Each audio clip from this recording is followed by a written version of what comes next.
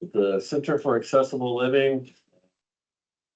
Yes, the Housing and Disability Chair, whatever that title is, and the Vice Chair, Co-Chair of this thing.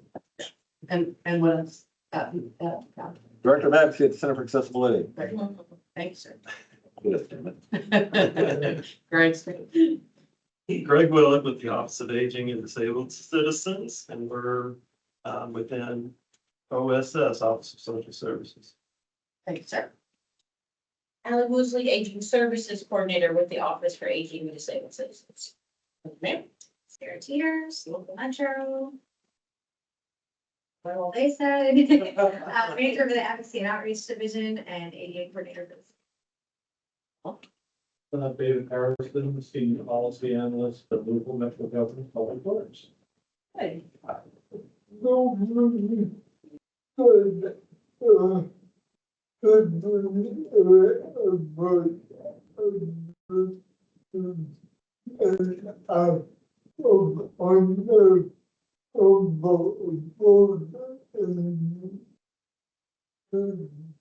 Net, differently able advocate that serves on different boards and committees. And our community is a. Yes, I'm Jeremy Chesler, Transportation Planner with Public Works. Thanks, sir. Okay, going online, Dr. Miller. Hey, good afternoon, everyone. John Miller here, Dean of the Raymond A. Kent School of Social Work and Family Science at the University of Louisville. Proud member of the commission. Thanks, sir. Councilman Reed. Hello, everybody. Scott Reed, Metro Council, 16th District. I guess I'm an inaugural member of this committee, so this commission. So proud to be here. Thank you. Thank you. Ms. Regina.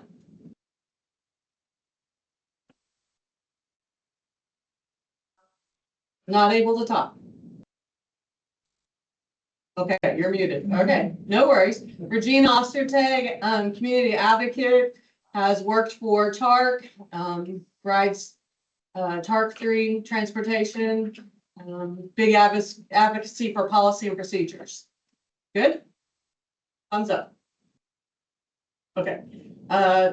Chuck Rogers. Hi, everyone. I'm Chuck Rogers. I'm a disability advocate and works as circuit court staff attorney. And I've been around, also worked as a with the Human Relations Commission Enforcement Board, and on several subcommittees on that. So Thank you, sir. glad to be here. Glad you're here. Ms. Tricia Wren. Good afternoon. I'm happy to be here as well. I am the East Jefferson District Manager for the Office of Vocational Rehabilitation. Thank you, ma'am. Miss Tallery. Hello, everyone. Hoping you can hear me. We can. Great. I am a disabled citizen and arts advocate who works with arts organizations here in Louisville and also folks in the nonprofit sector looking at accessibility. Glad to be here. Thank you, ma'am. Mr. Larry Sloan. Yes, I'm Larry Sloan. I'm chair of the KIPTA Aging and Disability Advisory Council and also chair of the TARC Accessibility Advisory Council. Thank you, sir. Did I miss anybody online? Yep, you got Jennifer Miles and Tahisha. Jennifer Miles and Tahisha. Yes. Sorry, go ahead, Tahisha. Tahisha Rollins, Associate State Director with AARP here in Kentucky. Thank you, ma'am. Jennifer Miles. Jennifer Miles with TARC, Director of Mobility Services. Thank you, ma'am. Meeting change. And anybody else that I missed? My apologies to those two. I even talked to Tahisha earlier. Okay, hearing none, do we have a quorum? Does anybody, Greg, did you count? Because we need to know if we can. Yeah. Vote on the meeting minutes from the January meeting. February meeting, sorry. Yes. We have 6, so we don't have 7. Okay, we will move along. We only currently have 6 members, so as soon as we get the last one on, we will go ahead and then do a vote to see if we can approve minutes from the. We're good. That's Tricia? We're good. We're good. I thought we had to have 7. Tricia? We have 8. Oh, okay, so we're counting again, sorry. Oh, yes. Oh, here comes. Yeah, Joanna is anyway. Okay. Yeah, the coalition, commission. Hi. All right, we have 2 new persons that just walked in, so as soon as they get settled, we're gonna let them put their stuff down and then we're gonna have them introduce themselves. Thank you for joining. Thanks for having us. Hey, it's Joanna Casticus from North Star Achievement Center. David Beamer from Adapt Blue. Oh, wonderful. Thank you. Okay, very good. So we do have a quorum. So I would like for everyone to look through and read the minutes from the February meeting and please note if you see any changes that need to be made or if you are here and you're not on the roster. That always helps us to figure out if we had everybody captured and counted for. Corey was here, but we don't see anything. Thank you. We'll add you on. Thank you. So we'll make that adjustment that Corey needs to be counted for. Only other one is Go ahead. Renee's. It's Renee. Okay, so then we'll respell Renee correctly.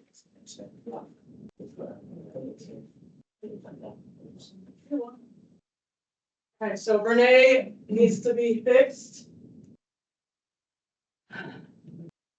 Okay, any other issues, any other misspellings?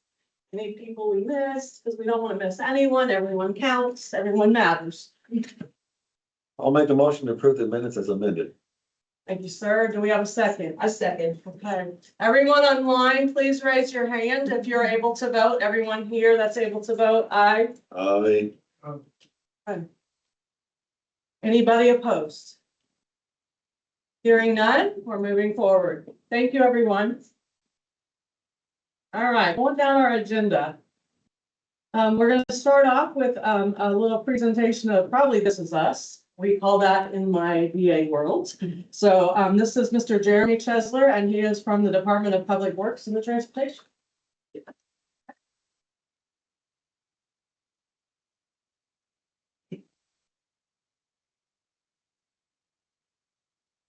Hopefully you all can see that online.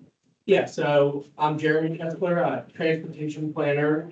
I oversee the Complete Streets program, so that part of that includes the Complete Streets Coalition. So kind of a group similar to this one. It's made up of citizens, but kind of the overview.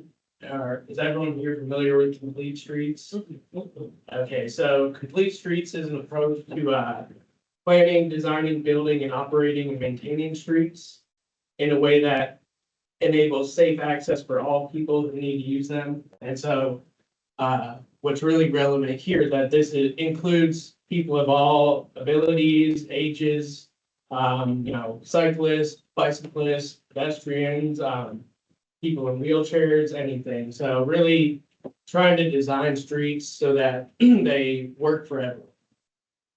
Obviously, historically that hasn't happened, so we have some catching up to do on this. So Complete Streets in Louisville, we first adopted a policy in 2008 and then amended that in 2019.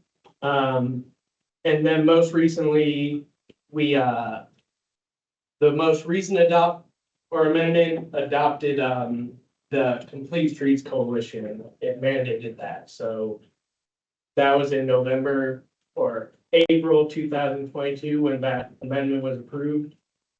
Yeah, so sort of the rundown of the different approvals.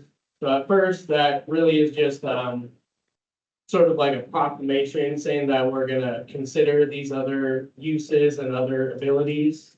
2019, we actually mandated the creation of a complete streets design manual. So then from there, 2022, when it was updated, that was creating implementation and reporting requirements. And so part of that is with the Complete Streets Coalition. So that's when it was established, was 2022. So the coalition, like I was touching on briefly before, but it's made up of 15 citizens. So, you know, like other boards and commissions, you know, we try to get people from around Louisville Metro. You know, sometimes that's a bit of a challenge just because different districts are more in tune with the sort of goals of complete streets and that sort of thing. So the members currently are listed here. So, you know, there's definitely a good spread of the city, but you know, we could definitely have some areas where we need some members. So that is, you know, an ongoing challenge, I would say. So the Complete Streets Coalition, I mentioned before the design guide. So the main function of the Complete Streets Coalition is to review publicly funded transportation projects. So this is done through a Complete Streets checklist. So that's something that is kind of a work in progress. We're still trying to figure out the best way to do it. So I took over this role about a year ago, a year and a half ago, and due to several different projects going on and different things that the CSC Complete Streets Coalition was working on, the checklist hasn't really played that big of a role with the group. So that's sort of what we're currently trying to get on in the habit of really reviewing those and being able to, you know, have an input on a wide variety of projects. So the previous couple of years, the main thing that's been occupying that time has been initially it was actually there was money designated to the Complete Streets Coalition. So they were able to sort of do like a participatory budgeting process and spend that $500,000 on different traffic calming projects. So that sort of took up the first couple of years of the Complete Streets Coalition. And then last year, 2025, they played a big role in the council directed traffic calming. So they did a lot of scoring and, you know, assessments of the project we had planned. So those have been sort of the two opportunities that they've had to work on the prioritizing funding and sort of deciding which projects get funded and that sort of thing. You know, it could be in another year or two that more opportunities like that come up. But really the main function is that checklist. So that's what we're trying to, you know, do more of. Just because those are things where, you know, and having a variety of people from different walks of life, you know, by reviewing those checklists, someone might see something that someone else wouldn't have thought of. So I think that's where, you know, this group is really relevant there.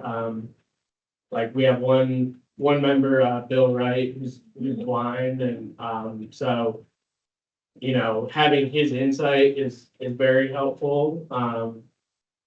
You know, I think that's sort of where like transportation planners come in, is finding you know, ways that people with actual experience that we don't have, how they can sort of shed light on different things.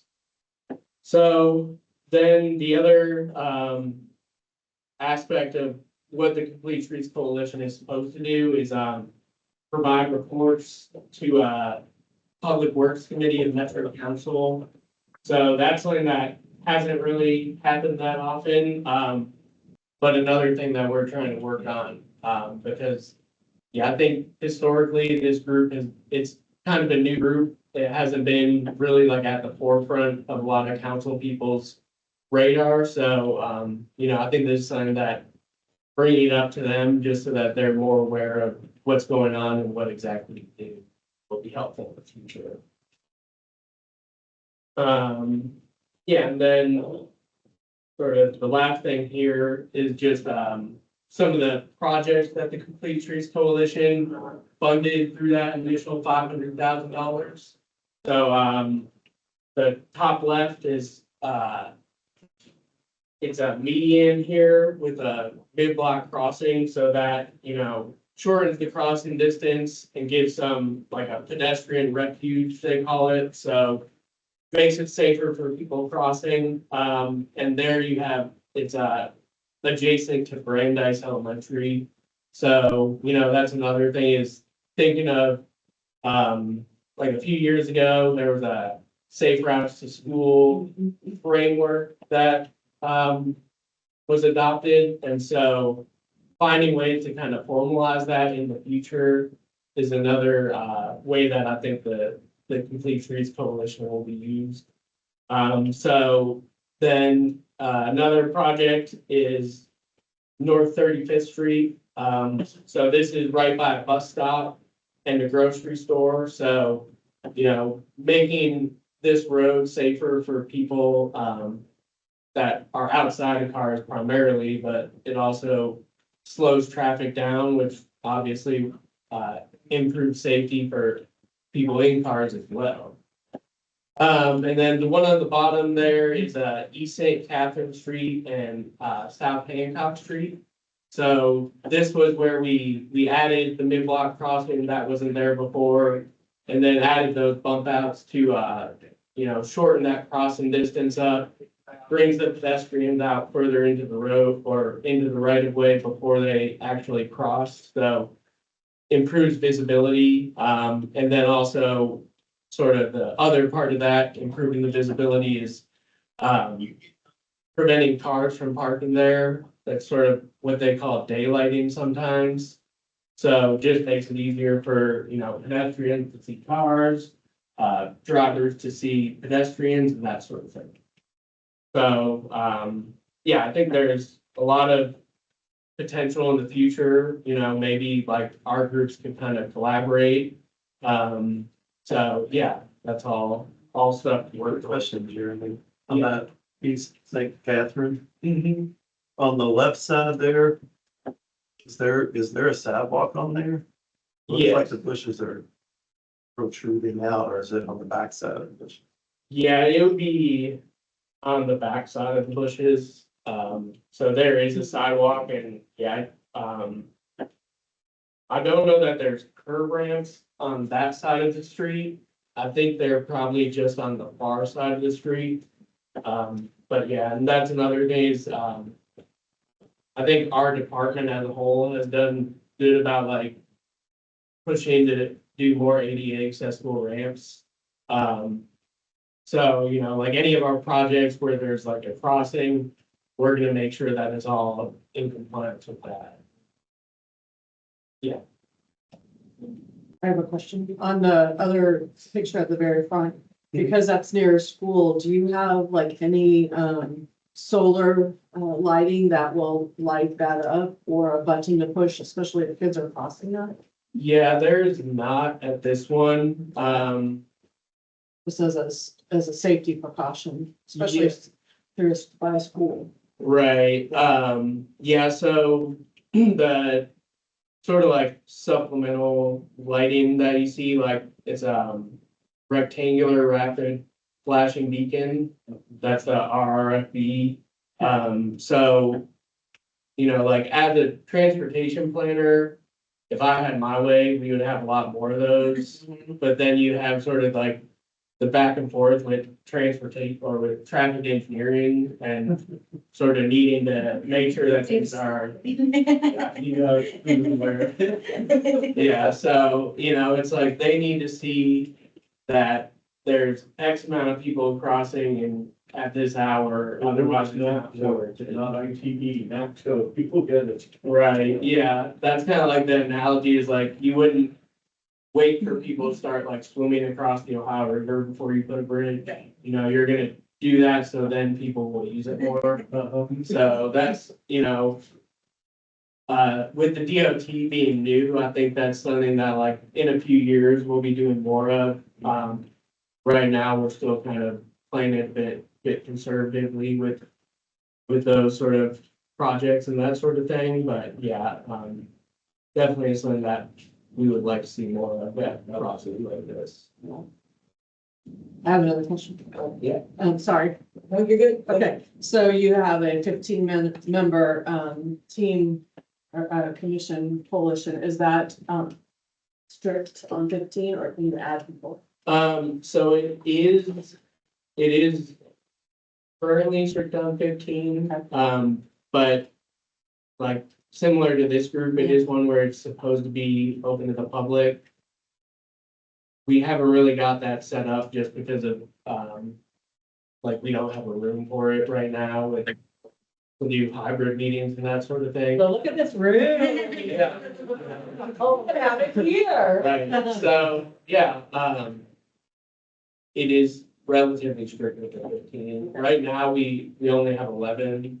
So, you know, trying to get that last filled, but the main thing we've run into is having people from districts where we already have people. And so trying to spread it out is a bit of a challenge. We have that challenge as well. Yeah, Do you have anybody with the mobility, useful mobility device on the council?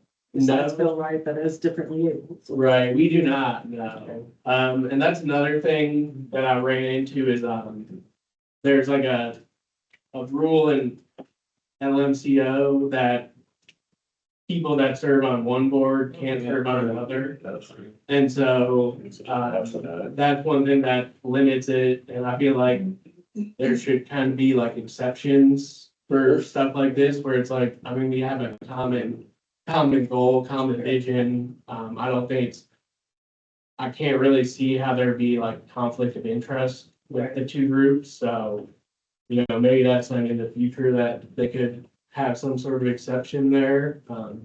Yeah, I was just curious. If you had someone, it'd be very helpful to have someone with a use of a mobility device, Yeah. be a part of that. And I'm already in one great commission, so I can't, I'm in District 8, but I'm trying to think of somebody that I can tell you about. Amanda's phone. You can have official individuals to, Voting. like we do at this meeting. Yeah. Because Chuck serves on several. Yeah. Things are. And, Lawyer. my question was, I saw you have like a checklist for accessibility. So it's a checklist to confirm that a plan is, meets the standards for like the complete streets design guide. So it's not actually for accessibility, but that's something where, so I'm working on getting it so that we're doing the checklist like early in the process and sort of identifying like areas, checklists, and stuff like that. Whereas previously we had done the checklist like once conceptual design was put together. So it was kind of late in the process, and then you have less time to have an impact on things. So, yeah, that is something that I will, you know, have on it down the road.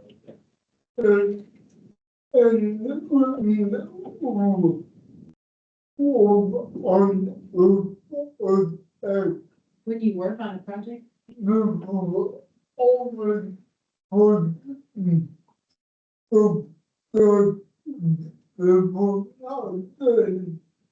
always get it first. So that's one of the things where traffic engineering is a bit of a challenge sometimes, because, yeah, I mean, we do add them if they're not there, if it's a warranted crossing location, but that's where it gets a little tricky.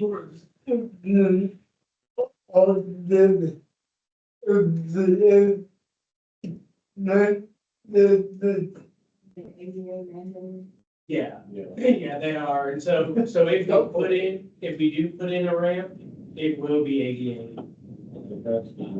Yeah, yeah. And where we maybe wouldn't put in a ramp, it's excuse me, like if we have a crossing, like like this one at the bottom, you know, it used to be that you would have a crosswalk on both sides. And now they're sort of saying that you only have one side. So that's where maybe we wouldn't have a ramp if it's, you know, across and that's not really crosswalk.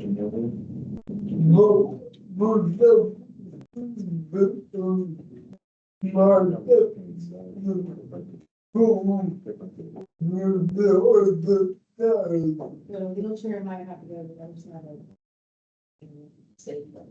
Right. On the block crossover. Yeah, yeah, and I mean, it wouldn't be like somewhere that far up the road, but that's definitely something that,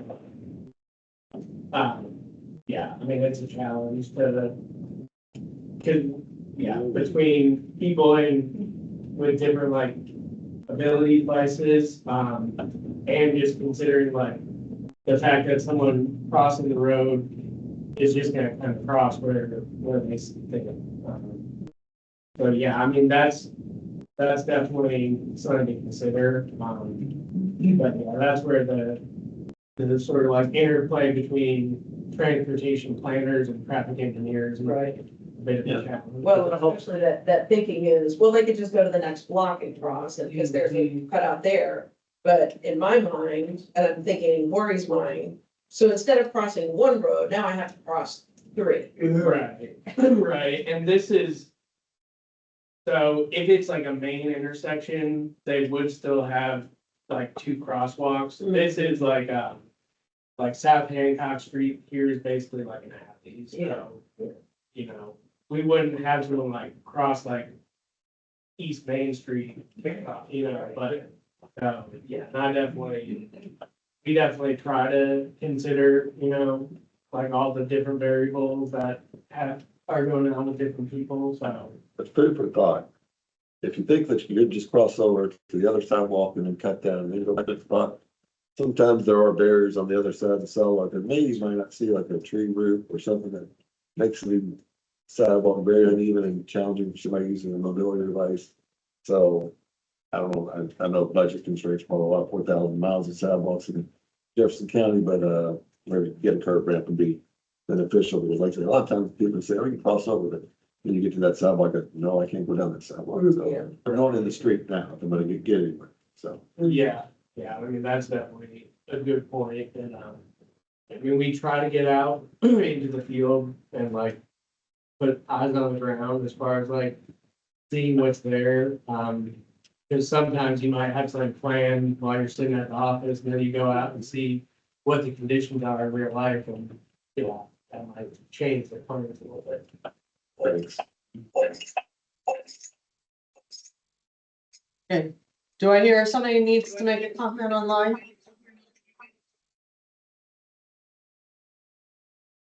Anybody have any questions? Are you done? Yeah, well, I I'm did so just. sorry. No, you're good, you're good. Okay, Yeah, then you so have that. This was Okay. just the last slide. Okay, good.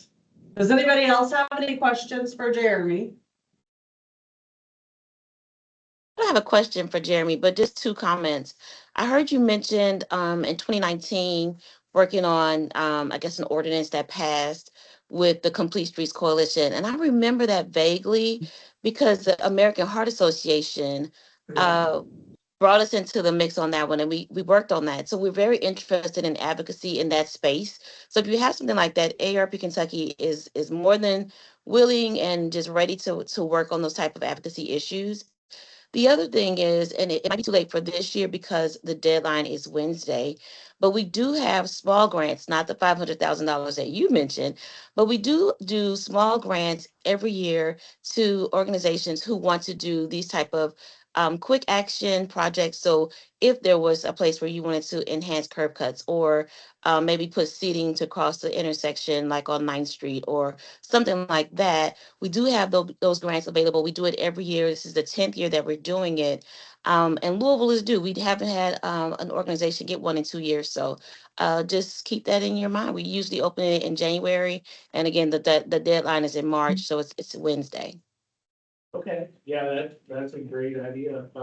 Yeah, thank you for that. I will definitely, I do have some questions to follow up with you, so yeah, Thank you. You ready to? Okay. Okay. All right, any other questions for Jeremy? I'm hearing none, we're moving on. Thank you, Jeremy, very much for coming. And if we have anybody that would like to sit as a community member, we will move them your way. Yeah, or, like, if someone's term is ending and they're interested in, Switching. yeah, Uh-huh. yeah, Sure. definitely. Do the- We have a big rollout coming up in 2027, Okay, so it's possible you will get one of those. cool. Yeah. Oh, all right, moving on to the subcommittee updates. David, do you want to go first? I would love to, thank you for asking me. I'm just reading an email because I had reached out to Deputy Mayor Kemper about what we've been talking about for several months now. Some of us in the Housing and Visibility Subcommittee work group. What do you call it? I don't know. Anyway, the group where we talked about that. And he connected me with Elizabeth Strohan, and now we are gonna try to meet with Laura Kabrowski, and so we're going to hopefully set something up, those individuals to maybe meet virtually to talk about some of those issues that have been wanting to talk about, so that hopefully those of us interested in the housing aspect, with the accessible part of the housing aspect, can maybe get with the powers that be to see how we can work together in a constructive manner to increase affordable and accessible housing options for people in Jefferson County. So we have started to move forward, fortunately, on that aspect of it. And in Frankfurt, unfortunately, a lot of bills that four main bills been looking about dealing with housing, like House Bill 411, which deals with the Affordable Housing Trust Fund. And would increase the opportunity for people to tap into that trust fund, people with disabilities included. It would be wonderful if the budget proposed by the governor, which puts 250 million, which would need to be matched 9-1, which would be almost $1 billion coming to Kentucky, will pass, but seems that Democrat governor and Republican controlled House and Senate might have a conflict with that. But if it did, that would be a wonderful opportunity. But there is one bill 411 that is proposing to some increased funding for the Affordable Housing Trust Fund. It would add more than double the fee that they pay at closing costs, but still only $24. And the overall price of the house is not a whole lot, and would increase the Affordable Housing Trust Fund. But unfortunately, it's been sitting in a House committee since January 23rd. So we'll see if it gets a chance to go to where we got House Bill 338, which would expunge the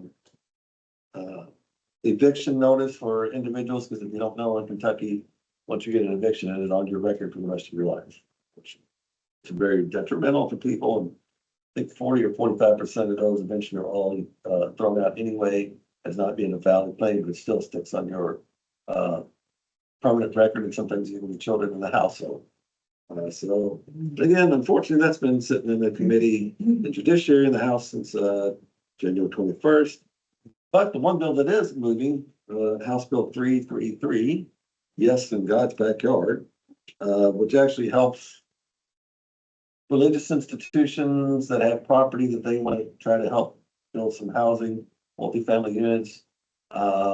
They still have to meet the fair housing standards of access and anything like that.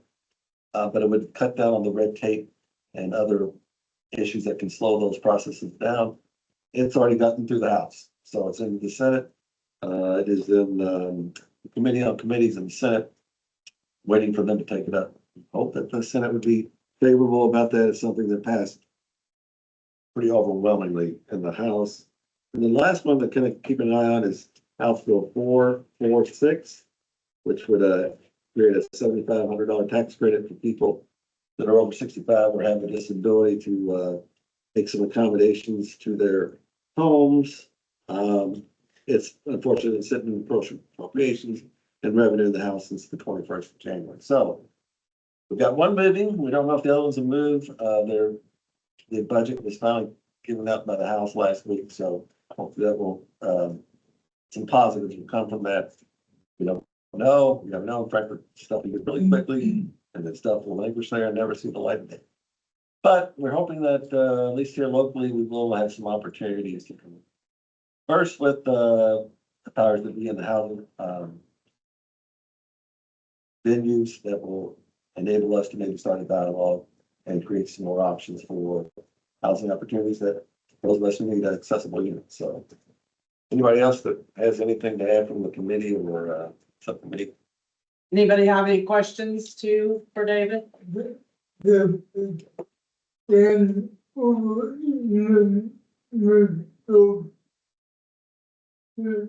Can you email me those videos? Absolutely. Great, will Wait for that one. He's such a giver. Yeah. So Greg will email out all of the bills that David was talking about, making sure that everybody is aware of those bills. That's really great. Yeah. Any other questions for David? All good?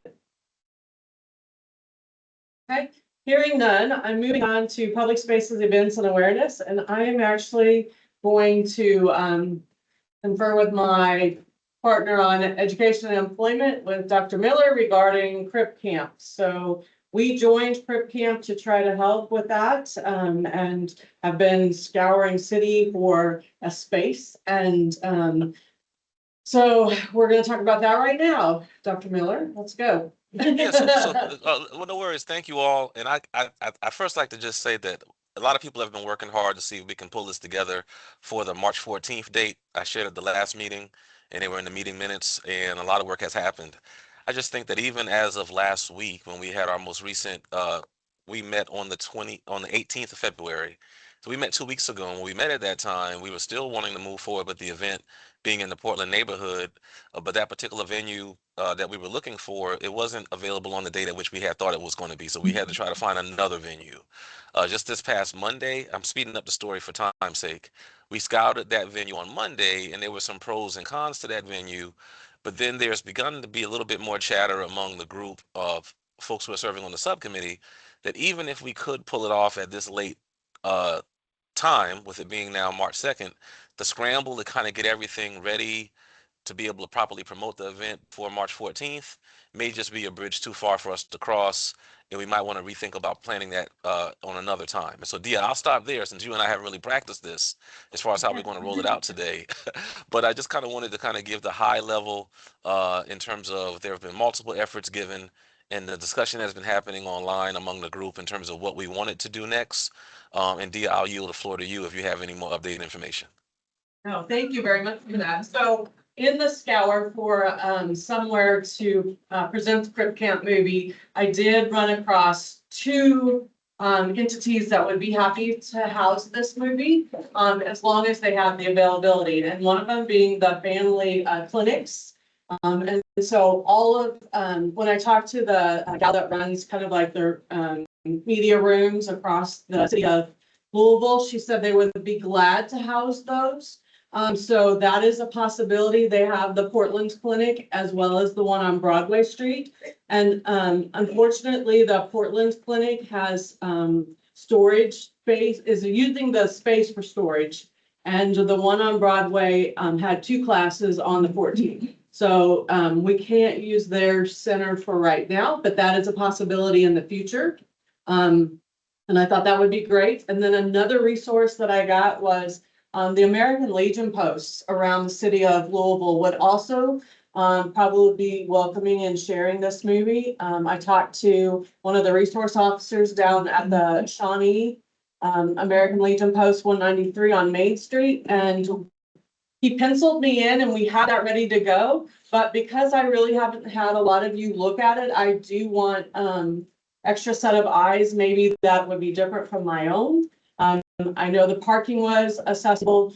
You would have to roll through if you were in a wheelchair down the sidewalk. The curb cuts were there. Into the building was there. And I just would like other people to just look at it, because when I went to the Molly Leonard Center and we did that scouting, John, on Monday, there were things I didn't even recognize, and thank God Greg was there, so he did recognize a couple of things, and then after getting to look at them, it is all through the lens of somebody else, of lived experience, where we don't actually know what we're looking at until somebody else can point that out, like at times. And I can ride TARP 3 and be all that, but until a lived experience, somebody comes with me, it doesn't open and shed that light.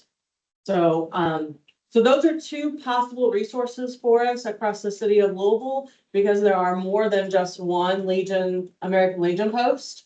And then the family centers, there's 5 of those as well. And they're in different locations around the city because they did that strategically to make sure that people in those areas are having access to healthcare. And so they have resource rooms in those buildings that will be welcoming and showing that movie. So that was my, Is there anyone new to the group that doesn't know what the movie's about? there you go. Oh yeah, so Crip Camp is a film. It was a film that was produced that tells the it's a documentary style film that is just really enlightening, and it tells the lived experiences of a camp that was actually a real camp that people attended, and I think it's just an eye opener for the lived experiences, as Dia was putting it, for so many of our community. And so I think that certainly in the times that we've shown it before, one of the things that I admire most about the film is not just the showing of the documentary, but then it's the panel presentation afterwards, where we have folks that actually can share their lived experience. And we're kind of doing our role as a subcommittee within the commission to kind of just spread that awareness. And so in the education and employment side of the house, it truly is a great educational opportunity for the city, and one that I certainly want us to do. I just again think that based on all of the not quite right location, having a couple challenges that we needed to tackle, my heart wants to do it right now, but my mind is suggesting that maybe we need to consider pulling back and, as a subcommittee, regathering ourselves and planning a date in the late spring or early summer. But I hope that helps answer the question a little bit about the documentary or the purpose behind it. Yeah. I mean, it's just, like Camilla said, it's a great movie, and it's kind of like the forerunner, or the people, the men and women that were the forerunners of the ADA. I mean, they just laid the groundwork for the ADA, and so, it was one of his longest siege of a government building was by people with disabilities in San Francisco, and it's just an eye-opening experience about what people in the 70s and 80s did before I came around with a disability, and to make my life much more accommodating than what it was back then. So it's an impressive movie about some people that did some amazing things for the disability community. And so that point, it wasn't that long ago, because I feel like I'm 20, right? I'm 20 something. And that, the documentary is, like David said, shows people that, it's from the 70s and the 80s. And, I was a young child during that time. And for me, I've always seen bathrooms that are accessible. I've always seen ramps that go up into buildings. I've always seen curb cuts and get mad when I don't see one, because I feel like every curb in the city should have a curb cut. But it wasn't that long ago. People were still riding in female vans because there was no ADA regulations to ride a bus and to stop for people, it was, and that's eye-opening for me, just right there. It's like in the back of your mind, oh my gosh. And all those rights are like one Supreme Court decision away from being taken from it. Yeah. So. But and we had the Rehab Act of 1983 also before the ADA, or 73, excuse me. And there's a bunch of other little mini things that were done. And it's what's really interesting is the people at Crib Camp. Judy Human was a major player, ended up becoming a major player in Washington, and making sure that, things got taken care of. And she was really excellent advocate and excellent at what she did. We were fortunate to have her come to Louisville for one Breaking Barriers Awards, where she was to speak. And unfortunately, her mother got ill, and we had to, on the same day, and it's sort of the thing you're having to deal with today with this issue is it was either cancel it that day, just have or switch it around. She gave me her speech and said, "Here, read it." And instead of that, we ended up getting Nor Bryan from the state. He was a state rehab ADA or before ADA coordinator. He came in and he spoke to us. And but anyway, Dr. Miller, I think that it's wise to put it off a little bit. And this is just because you want to maximize the participation in the event. I don't know, when you were talking about the one place having two sites, if you're planning, is it going to be, the movie shown at two different sites if it's available at one point? Sorry, that was my confusion. So we were just looking at venue sites, Chuck, in the Portland area. And so I do know that the family clinics will be happy to have us once they get their room cleaned up. And then the other Portland site would be at the Shawnee American Legion post, and it would be like an either or, I think. Yeah. Okay. So Okay. you haven't visited either of those, or you visited? I visited both of them. Okay, which one do you prefer? So I didn't get to see the room at the family clinic. I think that would be ideal as an elevator. The American Legion post is straight in. So that might be ideal as well. I didn't check the bathrooms out. And, when I came out of the building on the side, I looked at the slant. I would want somebody that's actually rolls on one to make sure that it's compliant. They say it is, but there's always that. Yeah. So, and then we need a sponsor, because if we don't have a sponsor at the American Legion post, the amount doubles. And so Kendrick Reason, who is the FSO officer there, he said, or VSO officer, excuse me, he said he would sponsor us. Okay. So we have that, and that'll only make it at $275 At the Portland one? at the Portland Shawnee American Legion post. The clinic would be free. Okay, I was gonna say the family health centers have a cost. Okay. Yeah, no, they were free. Okay, well, I think at this point, I think you just try to pick another day and see if they wrote which one's open on your new date, because Well, do you believe at a later date that the storage would be, the room that you use for storage would be available by that time, or you don't know? She said she was gonna then try to get fire lit under the people that were storing in that room to try to clear it out, because they would really like to host this there. Thank you. Move it back. Thank you, everyone. I'm sorry, I just wanted to jump in real quick and say, as subcommittee chair, our next meeting is scheduled, we haven't officially sent out the reminder yet, but we've been holding that third Wednesday of the month as our kind of meeting spot. We were going to have an earlier meeting because clearly we would have needed to meet before the 14th. But short of that, and it sounds like the wind is blowing that we're going to delay this, I would just like to encourage everyone that's on the subcommittee to make sure that you stay attuned and look forward to having that meeting later this month. And Dia, I love all of the suggestions. And so certainly if you could bring those or a representative to our subcommittee meeting to kind of talk about next steps, we absolutely look forward to bringing this next month as a formal re-proposal, one where we're actually kind of ready to maybe get some votes on moving forward with everything with a confirmed date and location for just a little bit later this spring or early summer. Yeah, and historically, just so you know, John, it's been always really kind of difficult, because if we don't have it like in February, which ends up being snowy or whatever, and you try to pick a weekend in March, by the time you get to April and May, you're of course into Easter, and you're in Derby, and you're in graduations, and you're in Mother's Day weekend, and it just gets to be really hard. And so when Donna was helping us with this, that was an issue, right? So every year we always tried to look for an early like March date, and we had made it at the end of the month, but then that didn't work out for most of the subcommittee. So it's a problem, sometimes trying to make everyone happy on the same day is always an issue. You're not gonna do it. No. When did we do the one at that first theater? Was it on a weekend or was it on a week? it was on a Friday night, was it not? So it was like a Wednesday or Thursday. Valerie? remember This the is date? Tallery speaking. If memory serves, it was on a Thursday evening and it was in early August in terms of time of year. So Okay. that was a good time for the venue to host us, but it also seemed to be a good time to let people know that it was happening. Yeah, And typically for the disability community, it's typically a little bit warmer is better. yes, of course. I was just thinking, does it have to be on?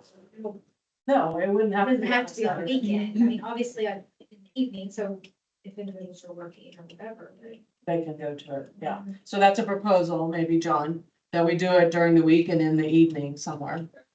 Thank you all, and we look forward to discussing it during our next subcommittee. Thank you so much. I think, Go ahead, Corey. I would, well,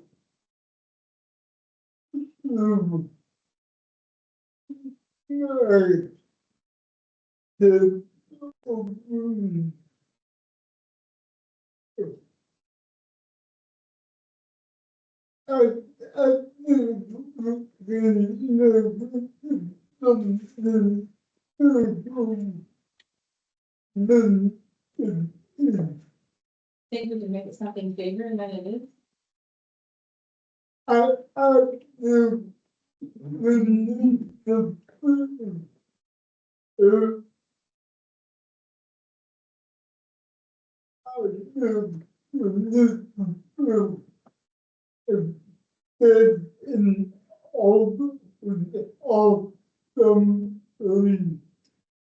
Think we need to pick a date in August?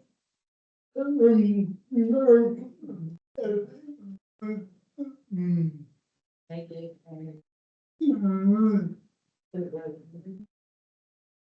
Right. Oh, it's yearly. Yeah, the annual event. So how about you? Would you like to come to the subcommittee meeting?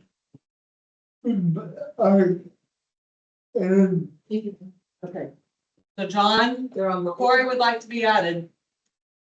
Education and employment. Corey, I got you, man. No worries. Thank you. Be on the lookout for the email. Okay. And then if you just check your schedule and see. if you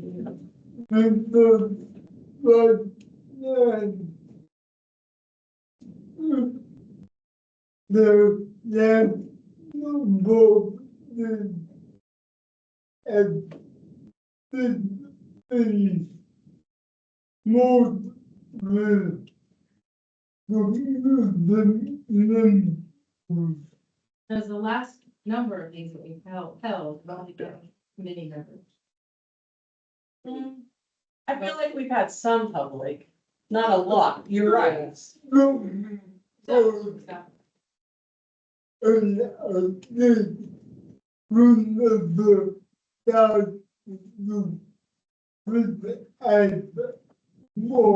we need to try to reach out more. Of course. Agreed. Say, I think it's later summer, but. Just in July, which is celebrating the ADA. It's kind of in people's mind at that point, we're hearing a little bit more about it already. That's, kind of like, I think, the Week of Valor, how there's Right. different activities that people can choose, I know that different people, and agencies do different things for the ADA, but it could be something for this commission, if we kind of have annual leader in that month or week or whatever. Something to think about at the next meeting. Yes. Hi. John saying yes. Don't forget the anniversary of capital clause on the floor. Okay, thank you. All right, we're getting close to time, and I know we started just a little bit late. Does anybody have any old business that they would like to talk about? I think we will table the bylaws, and we will talk about that very quickly in the next meeting. Is that okay? We guys still need to work on this stuff. Okay. Okay, is that okay? And then anybody have any old business that they would like to bring up? And do you want to introduce, David? Do you have somebody that just came in with you? Yes, I did. Okay. And Recognize. Alicia takes it over. But basically, this lady is trying to start a pedicab business that would also be accessible. And that could be fun. So why don't you tell us a little bit about it, what you're trying to do, and take it away. I'm a cyclist and I lead a bike bus currently named WW Bike Bus. We have 3 schools and we take the kids to and from. I have several volunteers. We have vetted volunteers who do background checks and they create routes and they're very involved. And I also have guest volunteers that can come and help out. My next thing that I would like to do is run a bike taxi here, pedicab company. And I want to start, I mean, all ages, all abilities. It's the only way I want to start. So my pedicabs will be, well, 2 or 3 people can sit on, or wheelchair can get on. I'd like to have, a couple of routes set, east and west, north, south, around that. A fun, waterfront or park, tours, short routes, or kind of what I'm getting to, but Maybe thinking about the nursing homes that you were working with already. I would like to go to senior living communities and just have, have everybody take a turn, take them on a ride around. This is a bike that I operate and you can just get on and enjoy yourself.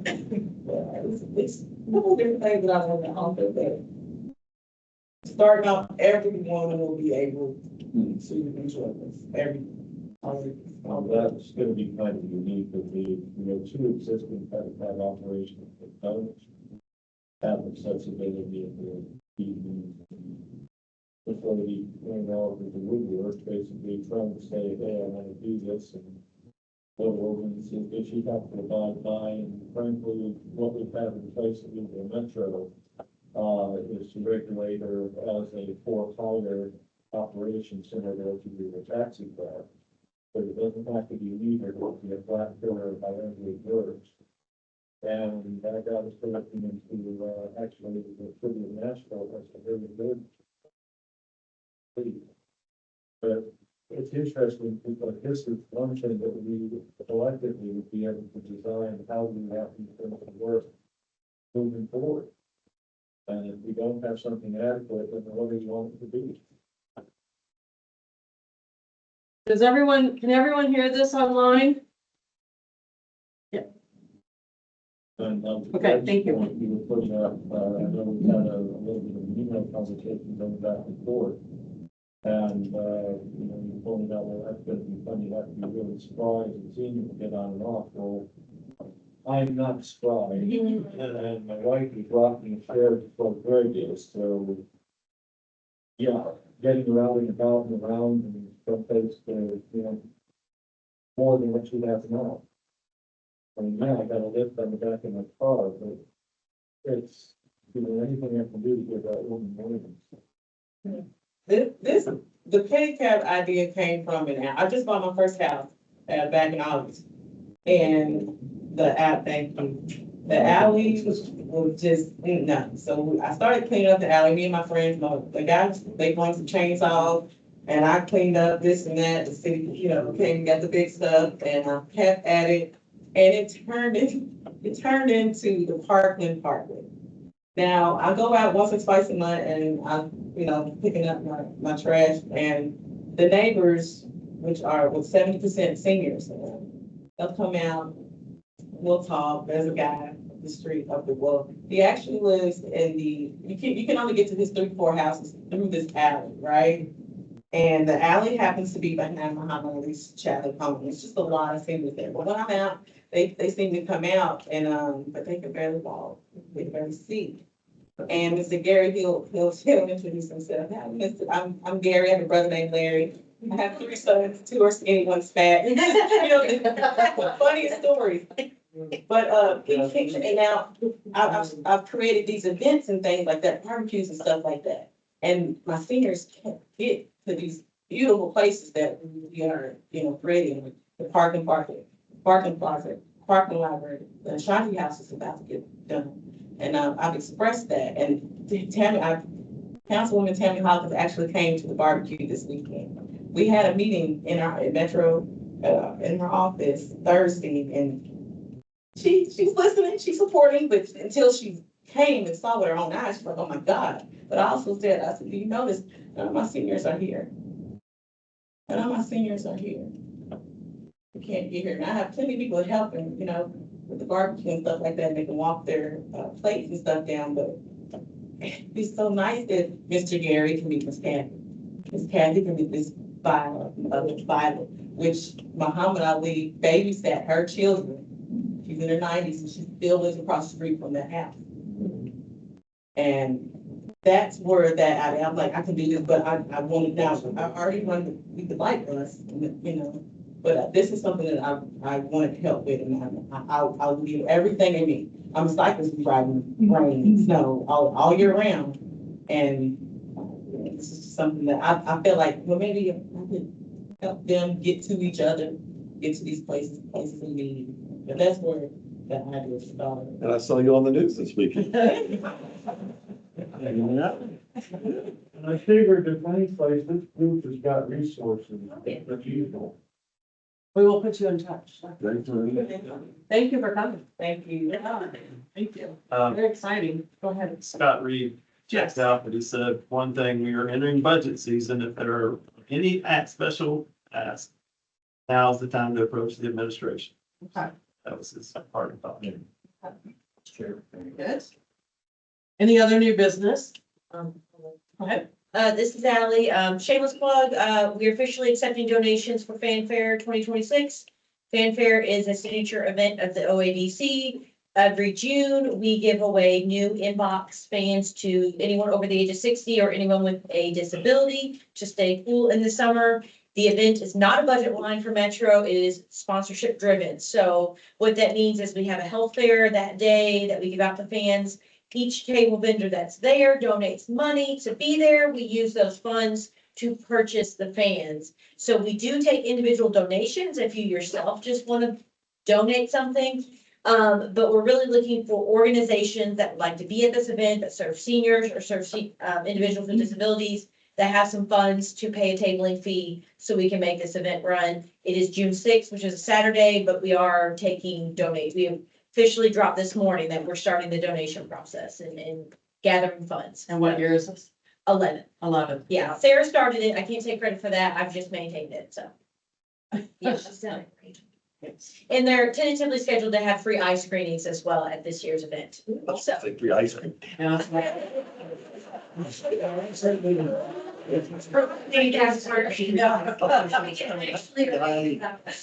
Yeah, but I mean, Sometimes it's cold, sometimes it's not cold. yeah, I can facilitate donations by, check, or online, or we can take physical donations. Like I said, we have a minimum amount to be a table vendor. So, but yeah, that's what I'll be doing the next couple months, is asking people for money. So. All right. Good. Anybody else have any new business or announcements? Go ahead. The 874K Coalition is having an online Zoom meeting to talk about how HB2 is going to impact people with disabilities tomorrow. There's a Zoom link I sent Greg. If anyone's interested in hearing how that may or may not, probably will impact the people you work with, join that and call the legislators. Yes, I forwarded that to our wing department. Okay. Appreciate that. Anybody else have any other new business? Okay, hearing none, I propose that we I'll have. make a motion to adjourn. Yep, well, I gotta look at David. Anybody second it? Okay, and I don't even think we have a quorum to say, We're good. everybody go here, yay. Information. Okay. Information. By affirmation, okay, thank you. Over here. Meeting adjourned. Okay, fine. Accessible petty cash. I was gonna say, you could just go. Yeah, yeah, so that public I mean,